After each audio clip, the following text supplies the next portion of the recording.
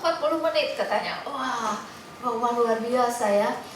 Saya percaya bahwa pekerjaan Tuhan di tempat ini akan di hari-hari mendatang akan semakin luar biasa, dan Tuhan akan pakai saudara-saudara yang benar-benar setia datang di hadapan Tuhan, di kaki Tuhan untuk mencari wajahnya sebagai satu permulaan dari kegiatan saudara, aktivitas hari-hari. Tuhan akan melihatnya dan akan mengembalikan berkat-berkat yang luar biasa. Amin, saudara. Hari ini saya ingin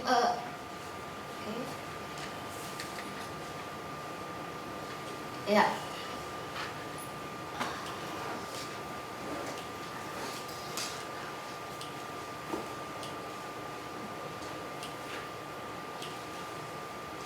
Masih terus ya. Oke, the gift of peace. Tahukah saudara bahwa Tuhan memberikan kita suatu hadiah, gift of peace. Namanya kalau gift itu biasanya dikasih dalam bentuk dibungkus ya. Berarti kita harus buka untuk melihat apa yang ada di dalamnya. Tuhan memberikan gift of peace. Siapa itu peace? Kenapa? Apa artinya? Sekarang ini mau cari damai itu susah ya. Mau cari damai,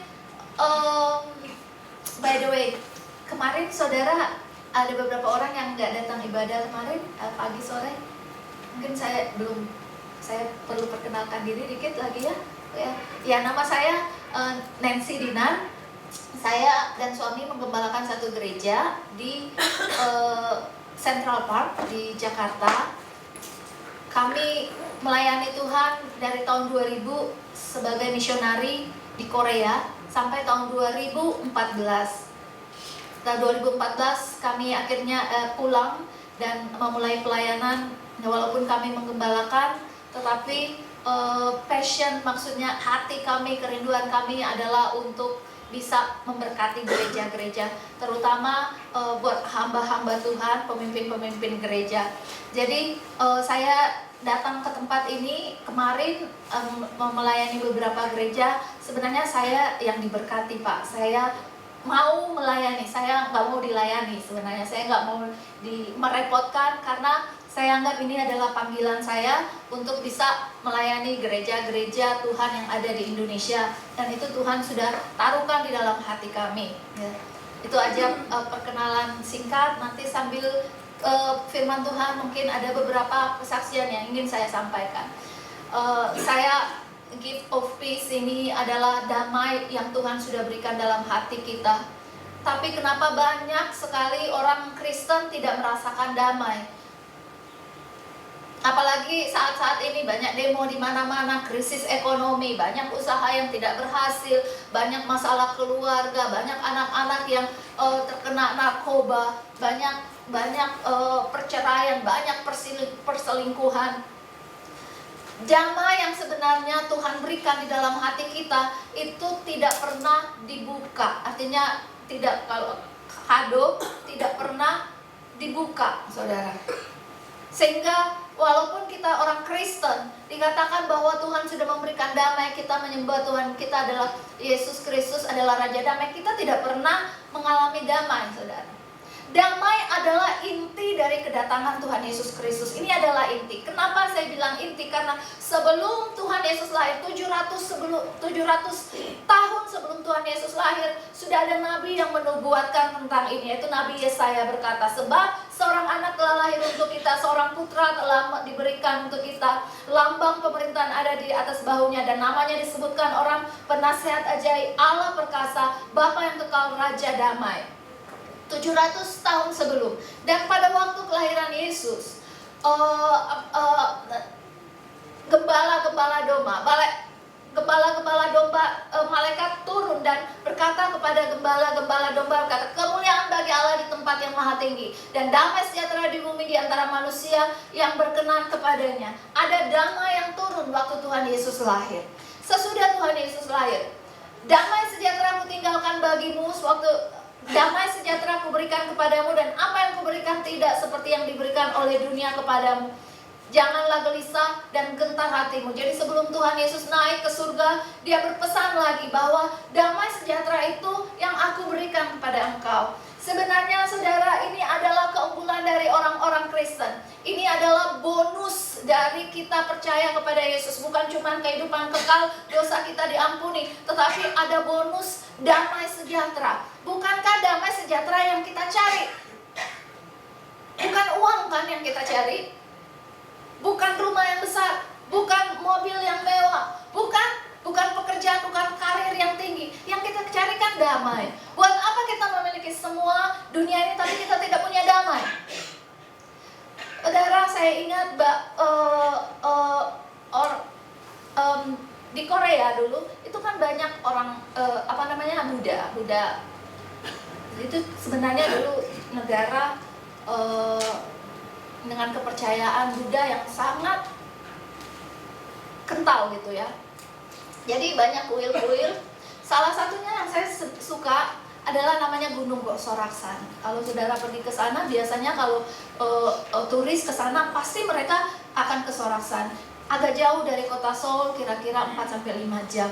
Gunungnya itu dirawat oleh pemerintah jadi alami. Airnya jernih, pohon-pohonnya hijau, kemudian ada gunung batu cadas di sana, dan di situ ada kuil, temple Buddha, dan di puncak ada kuil Buddha yang berusia 2000 tahun. Disitulah biarawan-biarawan Buddha datang untuk mencari kedamaian. Mereka memutuskan hubungan dengan dunia luar. Waktu saya ke sana, sudah beberapa kali saya mendaki sampai ke atas ya. Dan waktu saya ke sana, saya benar-benar merasakan suatu damai. Beda ya. Memang kalau kita ada di kota, apalagi kalau di Jakarta, stresnya tinggi gitu. Udah macet, udah banjir, mana orang nyelonong jalan, banyak kelihatan. Bahkan tidak ada apa-apa, perasaan tidak ada. Kita hanya berdiri di tempat di jalan, pinggir jalan, sudah merasakan tekanan yang luar biasa. Merasa tertekan. Ini ada sesuatu, bahkan kita nggak ngomong sama orang, kita merasa ada tekanan. Tapi kalau kita berada di gunung itu, wah, benar-benar damai rasanya. Jadi semakin maju peradaban, semakin kita membangun sana sini, sebenarnya kita semakin stres ya. Itu sebabnya biarawan dulu mereka tahu kalau tidak mau stres, kalau mau damai pergi ke gunung.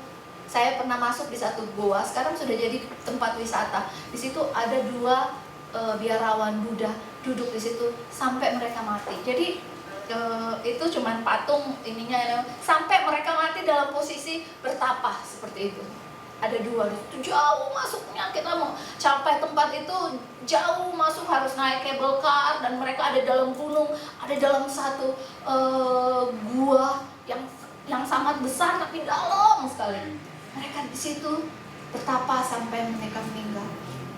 Dari dulu orang tahu untuk mencari kedamaian. Tetapi kita sebagai orang yang percaya kepada Yesus, damai diberikan Tuhan sebagai satu hadiah. Waktu kita percaya Yesus, damai diberikan Tuhan sebagai satu hadiah. Nah, ada 3 macam damai, saudara. 3 macam aja, nggak usah panjang-panjang. Supaya sepanjang minggu ini, saya harap kita semua ingat bahwa 3 macam damai ini yang akan memimpin kehidupan kita, yang akan memberikan kita rasa assurance, jaminan waktu kita bekerja.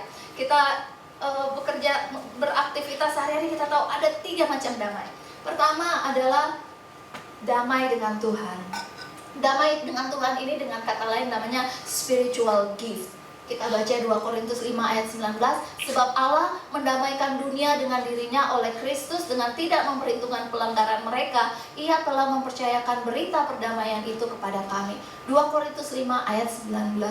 Mengapa tadi saya bilang semakin maju, semakin banyaknya modernitas, semakin kita ngerasa stres. Karena kenapa? Karena semakin maju satu peradaban, semakin banyak orang yang tidak mau percaya kepada Tuhan Yesus, tidak mau percaya Tuhan. Apa agama yang pertumbuhannya paling tinggi sekarang ini? Bukan Kristen, bukan Islam, tapi ateis.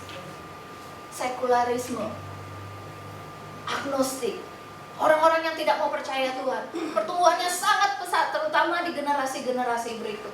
Negara-negara yang dibilang Kristen seperti Amerika, kalau Eropa sudah dari abad lalu mungkin ya sudah menjadi decline orang-orang Kristen, tapi Amerika yang dibilang negara Kristen yang konservatif, kayak Korea yang menginspirasi banyak pertumbuhan gereja di dunia. Sekarang generasi mudanya sudah meninggalkan gereja. Mereka bukan cuma meninggalkan gereja, mereka menganggap percaya sama Tuhan itu sesuatu yang yang bodoh itu. Hanya orang bodoh, hanya orang lemah yang bisa percaya kepada Tuhan, yang mau percaya kepada Tuhan. Itu terjadi. Jadi pertumbuhannya sangat cepat. Sementara di lain sisi, buat Indonesia, kita memiliki banyak suku-suku yang belum terjangkau. Tahukah saudara bahwa suku Sunda adalah suku unreached people yang tidak terjangkau, yang terbesar yang ada di dunia saat ini, yang kekristenannya sangat sedikit, padahal kita tinggal di tengah-tengahnya. Banyak Madura juga salah satu unreached people group yang paling besar. Jadi di sisi lain ada orang-orang yang tidak mengenal Tuhan karena mereka mungkin belum pernah mendengar, belum pernah diinjilin. Dan di sisi lain ada orang-orang yang sudah menolak Tuhan. Mereka sudah pernah percaya Tuhan, tapi mereka tidak mau percaya lagi. Dan kita ini sebagai orang-orang Kristen ada di tengah-tengah. Kita harus menjangkau ke kanan, kita harus menjangkau ke kiri. Mereka adalah orang-orang yang tidak memiliki ini, saudara, peace with God. Setiap orang yang merasa bahwa saya bisa hidup sendiri, saya bisa berhidup tanpa Tuhan, saya adalah Tuhan atas hidup saya sendiri. Mereka adalah orang-orang yang aktif dalam pemberontakan dengan Tuhan. Mereka adalah orang-orang yang dalam aktif perang dengan Tuhan. Sedang ada peperangan dengan Tuhan. Kita pernah ya, saudara, berada dalam peperangan dengan Tuhan, pertikaian dengan Tuhan sebelum kita terima Tuhan Yesus Kristus. Tapi puji Tuhan, saudara dan saya sekarang diperdamaikan dan Tuhan melalui Tuhan Yesus Kristus. Kita lihat satu ayat, saudara, di Roma 5 ayat 1. Sebab itu kita dibenarkan karena iman, kita hidup dalam damai sejahtera dengan Allah dan karena Tuhan Yesus Kristus. Jadi salah satu tujuan Tuhan menciptakan kita supaya Tuhan memiliki satu keluarga yang bisa. Kenapa kita pengen punya keluarga, saudara, yang sudah menikah, punya anak? Kenapa? Karena kita butuh dikasihi dan kita butuh untuk mengasihi. Itu naluri kita, saudara. Karena kita diciptakan dengan image gambaran Allah. Bukan cuma dikasihi aja, cuma dikasih aja. Enggak, tapi ada di dalam hati kita bahwa kita butuh seseorang untuk kita kasihi. Tuhan seperti itu, saudara. Ia butuh keluarga karena ia ingin mengasihi dan ia juga ingin keluarga yang mengasihi dia. Itulah Tuhan memilih kita di dalam Yesus. Itu bukan pekerjaan kita, tapi pekerjaan Tuhan. Ada lagi satu ayat dikatakan, sebab jikalau kita masih seteru diperdamaikan dengan Allah oleh kematian anaknya, lebih-lebih lagi kita sekarang telah diperdamaikan, pasti akan diselamatkan hidupnya. Artinya seperti ini, Tuhan sudah menyelamatkan kita dengan Yesus, sudah memperdamaikan kita melalui Yesus. Sekarang kita jadi orang percaya. Apakah lagi yang Tuhan tidak bisa berikan kepada kita? Orang-orang Kristen yang mencari sekarang mau bahagia, mau damai, Tuhan sudah berikan. Mungkin ada di dalam kita, tapi kita belum buka hadiah itu ya. Di banyak negara, di banyak kepercayaan, ada yang namanya korban persembahan. Di perjanjian lama ada. Ya, jadi ada semacam kalau bikin dosa ini yang dipersembahkan adalah misalnya hewan ini. Kalau dosanya lebih gini, persembahan hewan ini. Ada aturan-aturannya. Dan persembahan itu biasanya nyawa. Bukan cuma ada di perjanjian lama, tetapi di banyak suku-suku bangsa ada semacam ini. Saudara ya, kepercayaan bahwa kalau kita menyembah dewa, mereka mengorbankan sesuatu, mengorbankan hewan atau bahkan nyawa manusia. Saya nggak tahu ini benar apa enggak. Sering dibilang, oh kalau bangun jembatan di situ ada dikasih korban jiwa berapa kepala gitu. Pernah dengar nggak itu? Apa kalau bangun gedung ada korban gitu kan? Di tempat saya di Central Park itu kan ada gedung, itu ada beberapa orang jatuh. Entah dia jatuh sengaja atau nggak sengaja, atau memang sengaja, saya nggak tahu ya apa benar apa enggak, tapi dari mulut-mulut ngomong seperti ini. Ada sesuatu kejadian yang aneh 3 tahun lalu, waktu itu saya masih di Korea. Ada satu tragedi yang luar biasa, saya tuh sampai nangis dengar ini. Jadi satu kapal namanya kapal Sewol, kalau saudara pernah dengar, tahun 2000 bulan April saya ingat waktu itu, dia memuat sekitar 300 anak-anak SMP. Mereka sedang dalam field trip dari Seoul ke satu pulau. Dan di tengah jalan kapal ini tenggelam, saudara, terbalik. Yang anehnya, waktu sementara kapal ini sudah miring gini, anak-anak itu kan di dalam ada video handphone yang ditemukan, jadi ada video suara. Kalau saudara mau ke YouTube coba lihat kapal Sewol atau Sewol ship, the capsize of a Sewol ship, bisa cari di situ. Jadi waktu anak-anak mau udah oleng seperti ini, anak-anak itu udah mulai panik gitu ya. Mereka ada yang sudah lari keluar, tetapi mereka diperintahkan untuk tinggal di tempat, jangan kemana-mana, tinggal di tempat. Jadi anak-anak ini bingung, apa mereka harusnya lari kalau kapal udah misalnya udah begitu, biasanya kan langsung pakai pelampung, harus ada precautionnya gimana, tapi itu mereka disuruh tinggal di tempat. Dan kapalnya pelan-pelan terbalik, saudara, nggak terlalu jauh sebenarnya dari daratan, dan practically dia terbalik di mata orang. TV sedang ditunjukin gitu, terbalik pelan-pelan. Coba bayangin kalau saudara punya anak di situ dan saudara tahu mereka itu lagi mati pelan-pelan seperti ini, tapi nggak ada yang bisa dilakukan, saudara. Kapalnya terlalu besar, kita nggak ada tenaga yang bisa membalikan kapal itu selain tunggu dia pelan-pelan seperti menuju nasibnya seperti itu. Saat itu satu kemarahan yang luar biasa dari orang-orang, bukan cuma yang punya anak yang marah, tapi semua. Saya aja yang nggak punya anak, saya bukan orang Korea, saya marah sekali. Kenapa tidak dilakukan sesuatu? Kenapa anak-anak ini disuruh tinggal di tempat? Kenapa anak-anak ini tidak dievakuasi? Kenapa gitu ya? Marah semua. Kemudian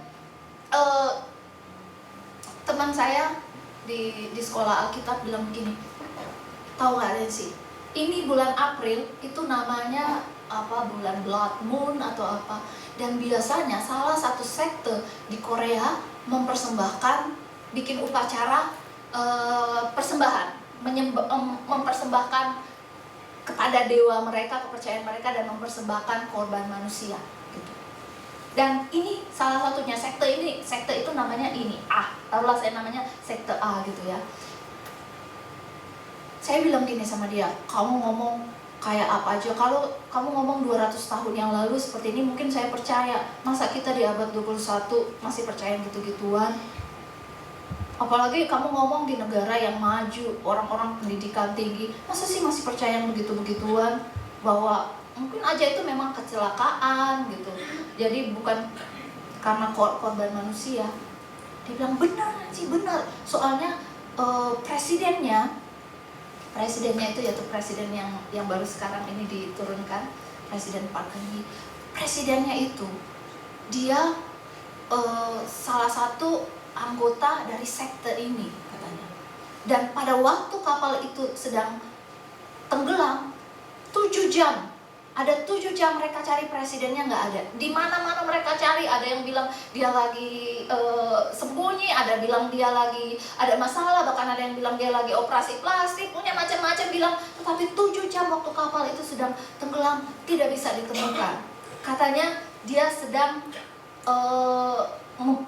hadir dalam ritual penyembahan itu. Saya benar-benar nggak percaya, saudara. 3 tahun lalu saya nggak percaya bahwa itu terjadi di satu negara yang modern, dan sampai baru-barusan ini. Kalau saudara mengikuti berita di sana, jadi presiden sekarang yang wanita Park Geun-hye itu diturunkan, dilengsarkan. Alasannya karena apa?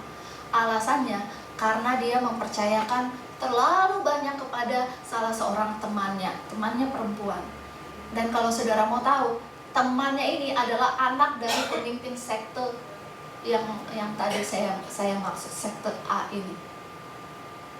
Sekarang terbuka semuanya dan orang Korea merasa ditipu, mereka merasa marah. Bukannya itu karena mereka, masa sih kita dipimpin oleh presiden yang percaya begini, percaya dukun gitu, percaya sekte yang masih, apakah benar itu yang kejadian 3 tahun yang lalu yang masih membekas tragedi yang luar biasa. Saya rasa banyak orang yang belum sembuh karena ada beberapa anak yang nggak ketemu, yang hilang di laut ya.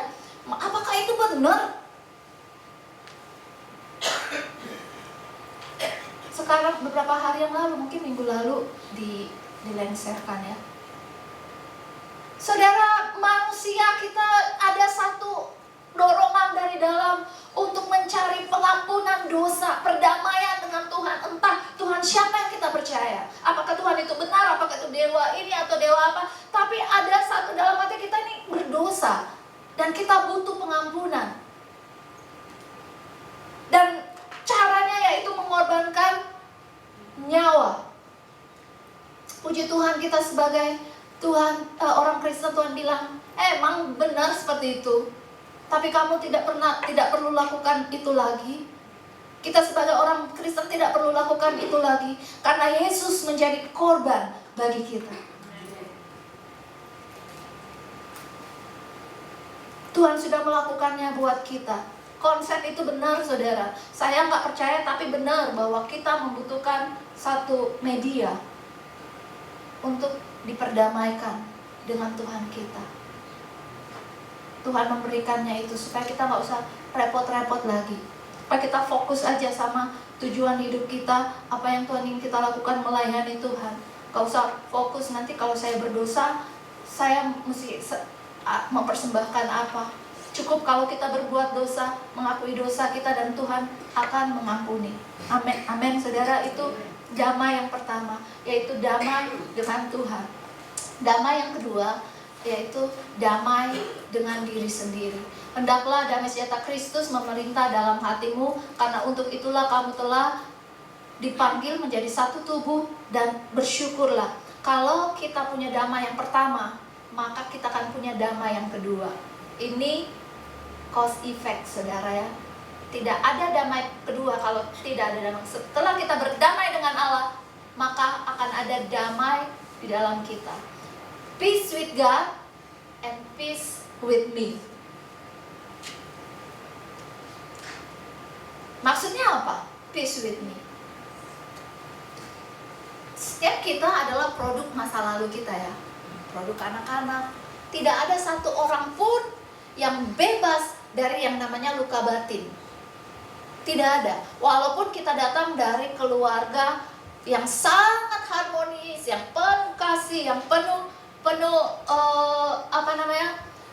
penuh kasih sayang, tapi tetap aja ada luka. Mungkin bukan orang tua kita, tapi guru kita misalnya, teman sepermainan kita, mungkin paman bibi kita, ada aja kita mengalami luka. Saya ingat salah satu orang pembunuh yang paling berdarah dingin seorang psikopat ya di Amerika. Dia ini lahir dari keluarga Kristen. Dari kecil sudah dididik dengan firman Tuhan, dikasih firman Tuhan.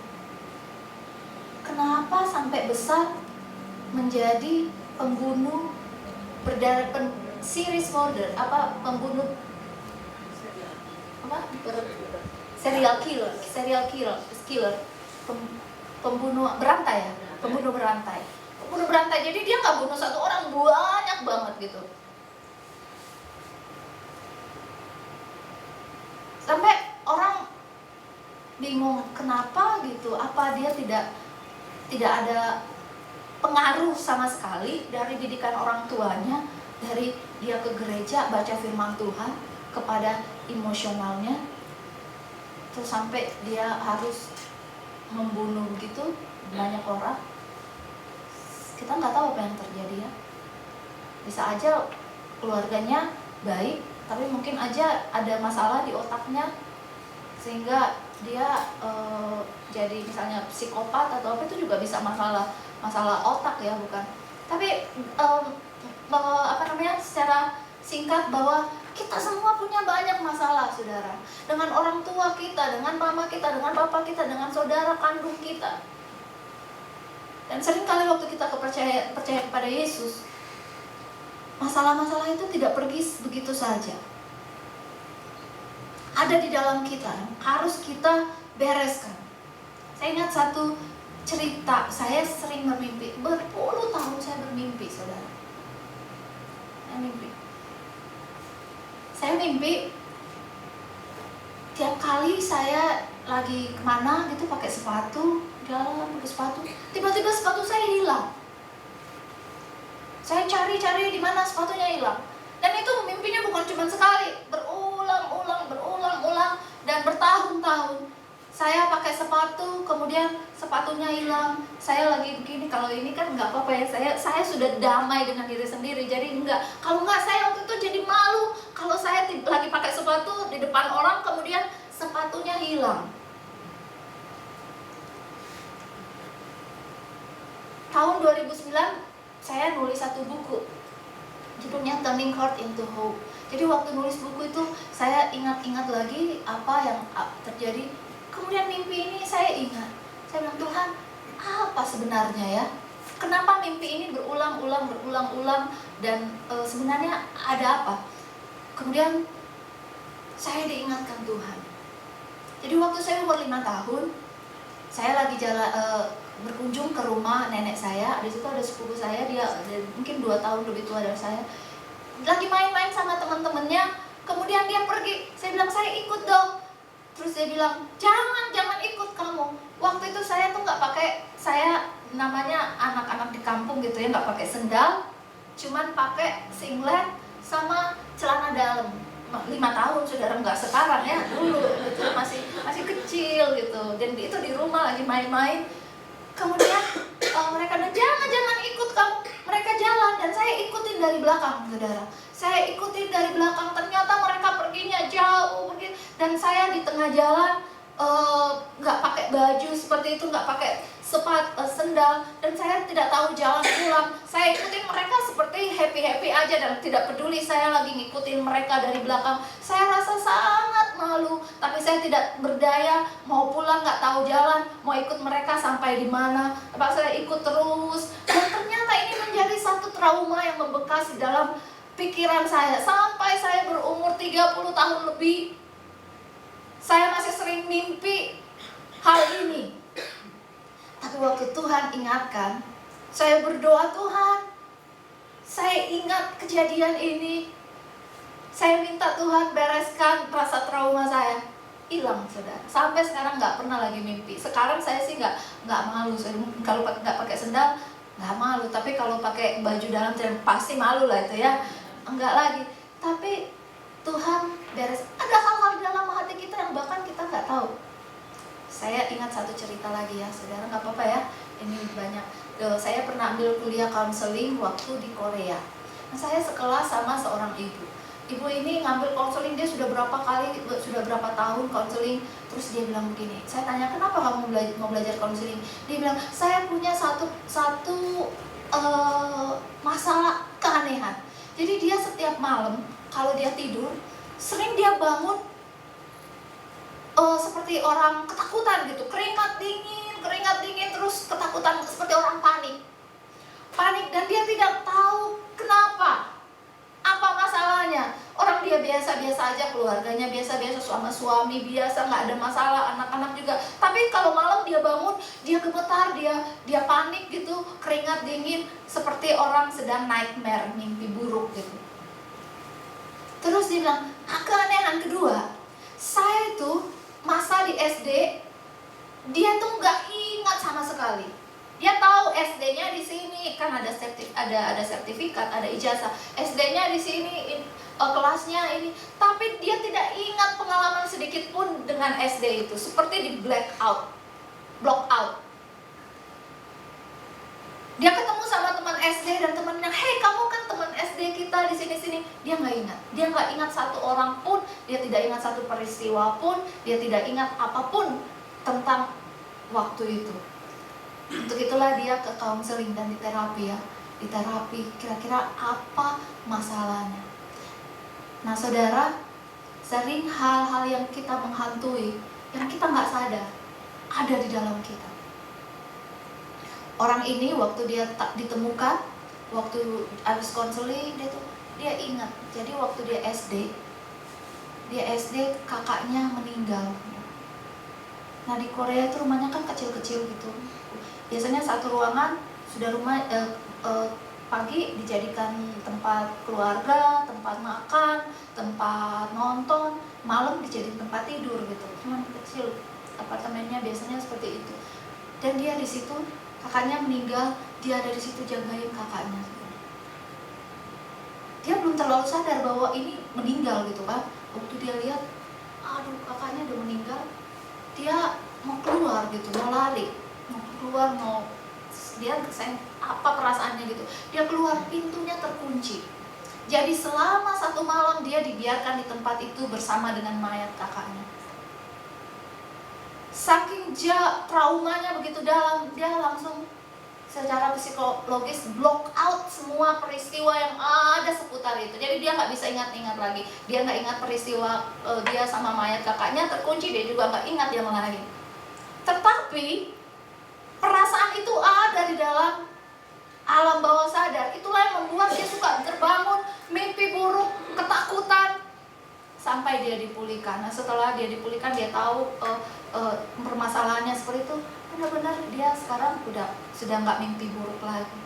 Saudara, apa yang saya mau katakan? Kita ini mungkin saudara bilang, saya kok kalau marah suka marah aja. Pokoknya kalau lihat misalnya wajah istri saya atau bisa marah gitu, wajah seseorang bisa ada marah, tapi saya nggak tahu dia sih biasa-biasa aja kok saya bisa marah tanpa sebab. Mungkin ada sesuatu di masa lalu yang kita nggak tahu. Minta Tuhan untuk singkapkan itu. Kok saya ini nggak mau lakukan ini, nggak suka bohong, nggak tahu saya itu bohong dosa, tetapi kok mulut ini nggak bisa kalau nggak bohong. Mungkin ada sesuatu di masa lalu yang kita harus bereskan. Minta Tuhan bereskan. Itulah yang membuat kita, kalau saudara nggak percaya Yesus, kita harus ke psikiater kan, harus ke psikolog, harus kemana, cari nanti di psikoterapi di mana. Tapi kalau kita percaya kepada Yesus, cukup datang kepada Yesus. Asal saudara tahu, mau mengakui, Tuhan saya punya kelemahan seperti saya. Tuhan, kok saya mimpi seperti ini, apa Tuhan, tolong singkapkan Tuhan. Itu cuma satu, ada beberapa lagi mimpi saya yang akhirnya saya harus bereskan sama Tuhan. Dan Tuhan kita baik saudara. Pada waktunya dia singkapkan, kok ini yang terjadi.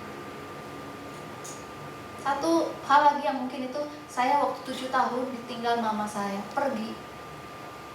Dia pergi, sejak saat itu saya nggak tahu kalau saya ini takut sekali ditinggalin gitu. Waktu suami saya suka kalau pelayanan lama gitu, dia pergi misalnya berapa hari, terus dia nggak nelpon, saya tuh bisa panik. panik kok saya, panik, di mana dia gitu, di mana dia. Waktu suami saya duluan pulang ke Indonesia, saya di Korea, saya juga panik seperti itu, nggak bisa ngapa-ngapain. Tadinya saya marah, ya kamu kok nggak nelpon gini. Sampai suatu waktu Tuhan ingatkan. Kenapa terjadi? Ingat waktu kamu 7 tahun nggak? Waktu kamu ditinggalin mama sampai beberapa bulan gitu, tinggal, dan baru saat itu saya tahu. Sejak saat itu, saudara, saya nggak panik lagi. Saya nggak peduli, saya percaya suami saya sih, percaya kalau dia pergi atau apa, dia nggak nelpon. Memang saya ngerti lah orangnya seperti itu ya, bukan orang yang suka message, telepon. Tapi saya percaya hatinya, saya percaya kasihnya, saya percaya dia sudah nggak ada lagi panik itu. Inilah peace with me.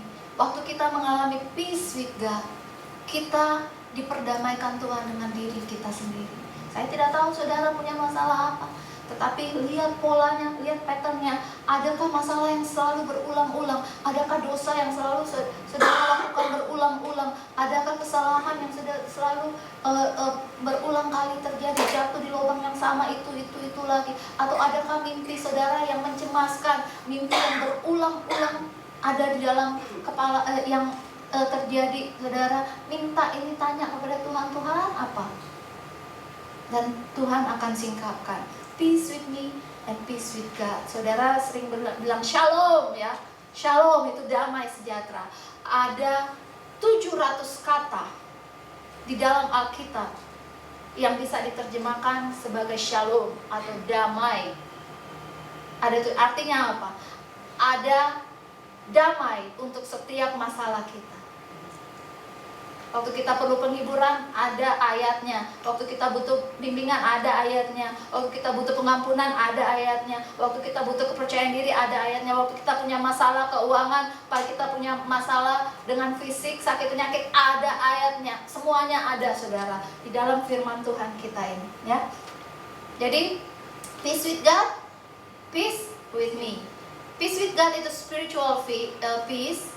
Peace with me itu emotional peace. Nah, sekarang yang ketiga, peace with others. Damai dengan orang lain. Semakin kita jauh dengan Tuhan, maka semakin hubungan kita dengan sesama semakin mess up.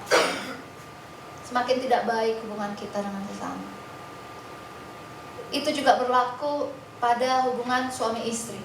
Kalau suami istri semakin jauh dengan Tuhan, maka hubungan mereka semakin, itu seperti ini, segitiga, piramida, ya kan?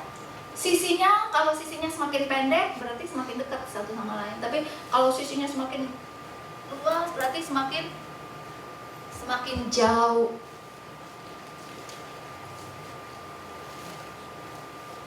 Saudara, konflik terjadi, suka berantem orang, gak cocok sama ini orang yang banyak, gak cocok dengan sesama. Sudah pasti hubungannya dengan Tuhan itu jauh. Tidak ada damai dengan Tuhan. Tidak ada damai nomor 1, nomor 2. Damai dengan Tuhan, damai dengan diri sendiri, baru ada damai dengan orang lain. Gak bisa dibalik, saudara. Gak bisa bilang saya damai dengan orang lain, saya mau damai, tapi tidak damai dengan diri sendiri dan tidak damai dengan Tuhan. Orang yang suka bicara negatif, yang suka benci, sebenarnya dia tidak sedang membenci orang itu, dia sedang membenci diri sendiri. Apa saudara pernah dengar ada yang suka bilang gini, it's not about me, it's about them. Ada orang marah-marah, apalagi di Facebook gitu kan, suka nyinggung, soal apa, bikin berita negatif, marah, seperti menyerang. Tapi ingat, it's not about you, it's about them. Orang yang hatinya sakit akan cenderung untuk menyakitkan orang lain, menyakiti orang lain.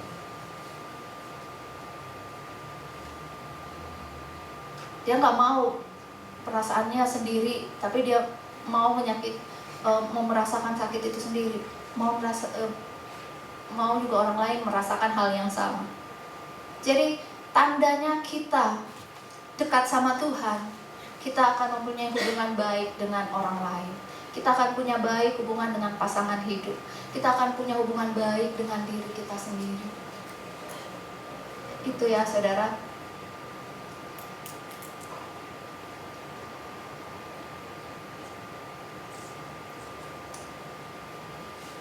Apa sih artinya waktu kita menerima Yesus, saudara?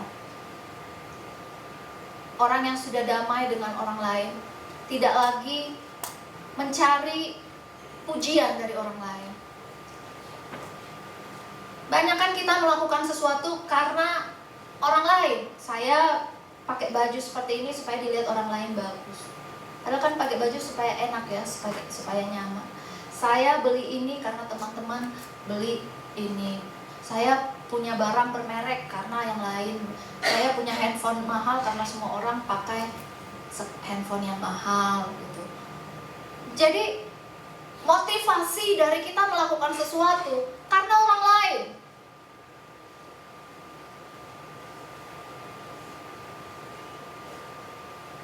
Mau menunjukkan siapa saya. Demikian juga di gereja, kalau pelayanan. Dikasih pelayanan, nggak dikasih pelayanan ngambek, tersinggung. Nah, orang-orang yang belum mengalami peace with others, peace yang ketiga ini gampang banget tersinggung ciri-cirinya.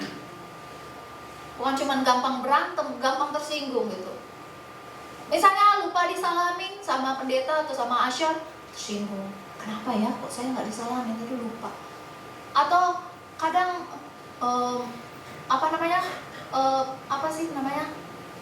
Parno gitu, Parno dibilang orangnya istilahnya suka negative thinking, suka punya persepsi sendiri. Oh kok saya di situ nggak disukai ya, padahal orang nggak sedang bicarain dia, mikir aja sendiri.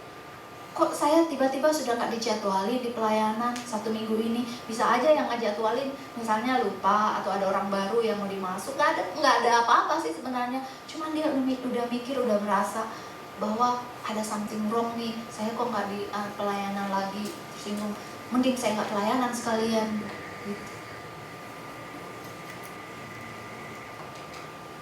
Nggak tahu gimana caranya bersosialisasi. Orang lagi sedih, orang lagi butuh penghiburan, bukannya dihibur, malah ngomong yang menyakitkan. Nggak tahu perasaan orang, kalau ngomong seenaknya aja, orang sudah sakit hati dia nggak peduli. Itu peace yang ketiga. Ada peace yang ketiga, dan kalau ada peace yang pertama dan peace yang kedua, saudara, orang yang memiliki ketiganya ini adalah orang-orang yang sudah selesai dengan dirinya sendiri. Orang-orang yang sudah kosong dengan dirinya sendiri, kosong dengan ambisinya, kosong dengan keinginannya. Semuanya hanya ada keinginan Tuhan, ambisi Tuhan. Kalau orang masih terlalu full gitu, terlalu egonya terlalu tinggi, sama dengan kalau minum kopi. Kalau gelas saudara nih, ini kalau nggak ada tutupnya ini, kita harus bawa pelan-pelan kan, jalan pelan-pelan. Karena apa saudara? Kalau kita goyang sedikit, tumpah. Orang yang masih full dengan ego dirinya seperti air yang penuh di gelas. Ini anggaplah air ini ego kita. Siapa aja mesti pelan-pelan saudara. Mau ketemu dia, mau ngomong sama dia, mau apa, harus hati-hati. Takut nanti kalau kesenggol sedikit bisa tumpah. Marah kah, tersinggung kah? Tapi orang yang sudah kosong saudara, udah kosong, mau bawa kita mau dibalik, mau di apapun saudara, kita mau jalan sambil lari, tidak akan tumpah lagi. Itulah kalau kita sudah mengosongkan diri kita dan membuat Yesus yang memenuhi kita. Gak ada perkataan orang yang membuat kita tersinggung. Oke lah dia ngomong seperti itu, mungkin itu masalah dia, mungkin dia lagi marah sama, mungkin lagi berantem sama istrinya, terus marah-marah di sini, ya itu urusannya dia lah, gitu.